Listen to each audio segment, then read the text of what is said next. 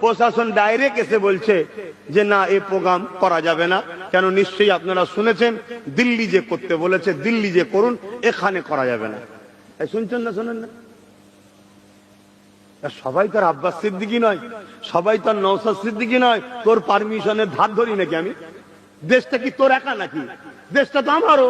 তো তোর পারমিশন দিবি কি না দিবি সেটা পরের বিষয়। দেশ সংবিধান রাইট দিয়েছে, তুমি তোমার কথা বলতে পারবে, তবে হ্যাঁ কোন হিংসা করে নয়, সমাজের ক্ষতি করে নয়, দেশের সম্পদের ক্ষতি করে নয়। তাহলে আমি এক জায়গায় মাইক লাগাবো, লোক এসে বসবে, আমি তাকে বুঝাবো ওয়াকফটা কি, ওয়াকফের বিরুদ্ধে কি ষড়যন্ত্র হচ্ছে এবং একে বাঁচানো কিভাবে সম্ভব।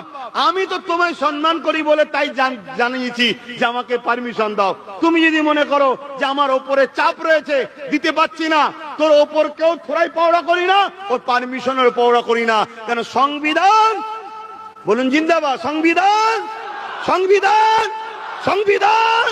অতএব কারো ধার ধরবে না। সংবিধানের পক্ষে যখন হবে তখন তুমি এগিয়ে যাও। তাতে যদি তোমার সামনে প্রতিরোধ কেউ আসে, ওই প্রতিরোধের সঙ্গে যদি যুদ্ধ হয়ে যায়, সংবিধানের স্বার্থে যুদ্ধ করতে প্রস্তুত। আমি রাজি আছি। তোমরা রাজি আছো?